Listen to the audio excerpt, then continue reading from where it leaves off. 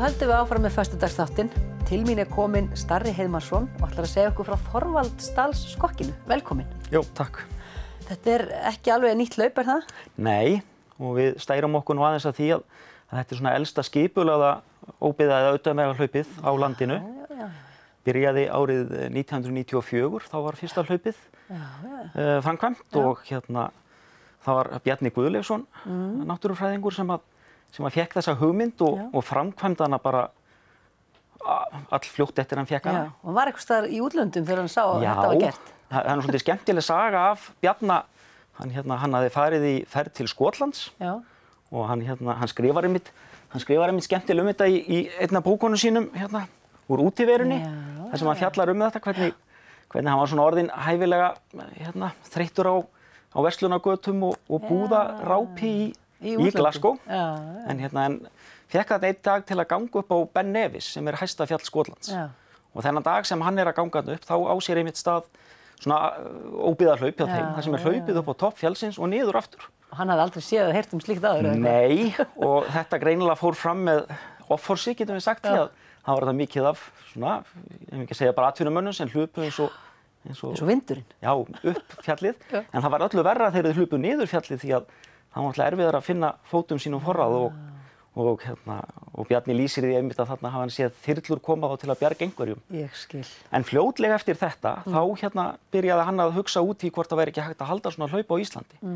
Og fór þá að reyna að leita út og hann nú víðförulur maður og hefur gengið víða nágrennið.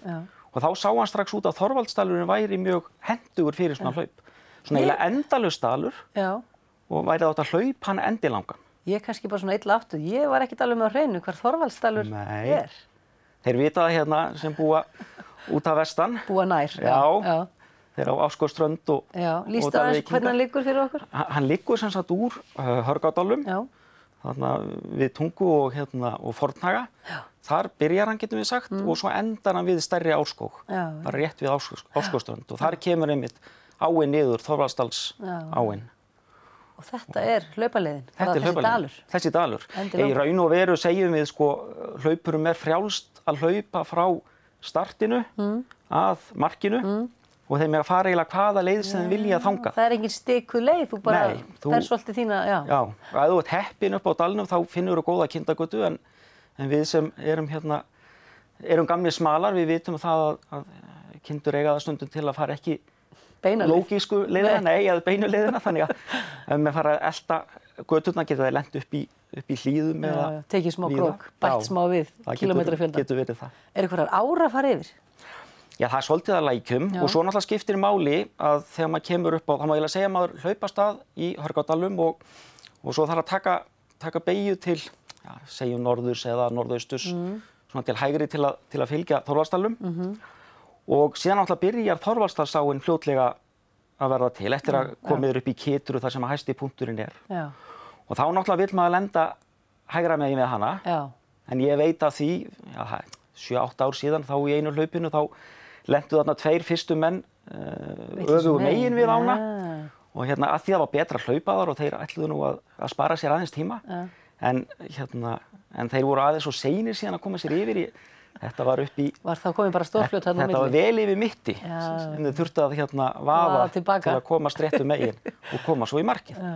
Strollan hefur ekkert elt á þessa vitleysu leið? Nei, málið er það að þegar þú komin upp á dalinn, nú reyndar lítur út fyrir met þáttöku í ár, og sem kannski vel við hæfi svona aldarfjórðungsammæli hlaupsins, en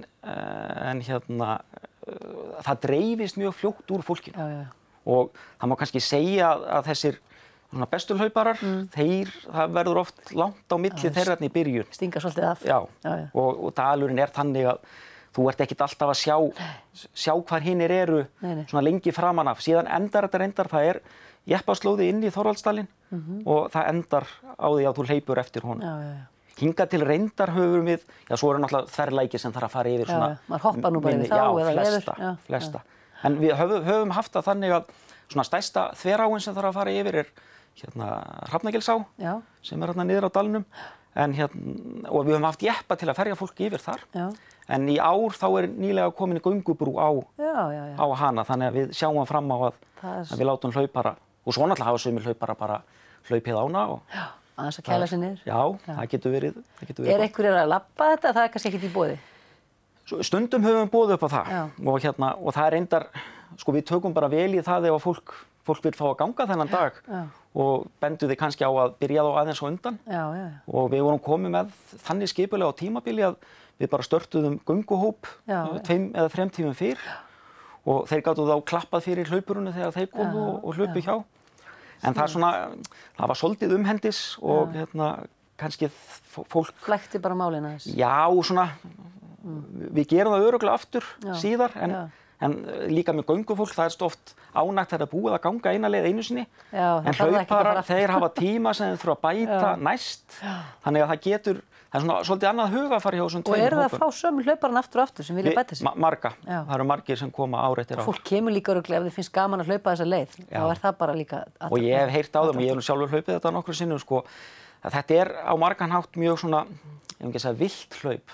Þú upp á dalnum sjálfum, það út að hlaupa yfir mýrar, þú út að hlaupa yfir gilskorninga. Það er stundum skaflar í gilskorningunum sem þú hleypur bara yfir og svo reyndar, fyrstu árin sem að hlaupið var þreytt. Það eru framhlaup í dalnum, 2, svona sem eru kölluð hraun hérna á Norðurlandi og ansi stórgrýtt, sérstaklega neðra, hesthraunið. Og til að byrja með þá var bara farið í gegnum hesthraunið og það er svona ekki alveg auðveldasta leið. Og svona ef ég fæ að segja reynslusögur að sjálfu mér, fyrsta skipti sem ég hljóp það, þá var ég vel á undan næsta hlaupara þegar ég kom að hesthrauninu. En fór svona virkilega skakt í það þegar ég kom út úr því, þá bara horfði ég svona fjarsýtt sem ég þá rétt grillti ég í hlauparann þar sem hann var komin á undan mér. Hann fór þá réttu leiðina? Já, eða betri leið í gegn. En síðari á þá höfum við farið bara niður fyrir hraunið og stillum einmitt upp annarri drykkjastöðinni þannig að menn fara... Fólk sér hana. Já, og það er miklu einfaldari og auðveldari leið. Hafið aldrei lent í þreifandi þoku og fólk sér ekki neitt? Jú, og á fyrstu árunum þá einu sinni bauð Bjarni öllum heim í kaffi meðan beðið var að þokunni lyfti. Við höfum verið öllu, á þeim tíma þá var alltaf að byrja klukkan 9 eða 10 morguninn, en svona seinni ár og sérstaklega þegar við byrjuðum að hafa, eða þau ár sem vorum bæði með gönguhóp og hlaupandi, þá störtum við hlaupinu 12 og hinum fyrr og við höfum haldið því og þá er oft þokan búin að létta. Já, sleppið við hana. Já, en þetta er, En þinn hlaupaáhugi, hvar kviknar hann og hvenær? Hann kviknaði svona bara einhvern tíðan hérna miðjan 10. áratuginn. Það má eiginlega segja það. Svipað leit og hlaupið hófst? Já, það má eiginlega segja það. Ég er svona hljóp alltaf annarslagi sem krakki. En ertu núna reglulegur hlaupari? Ég er reyndar í pásu, getum við sagt.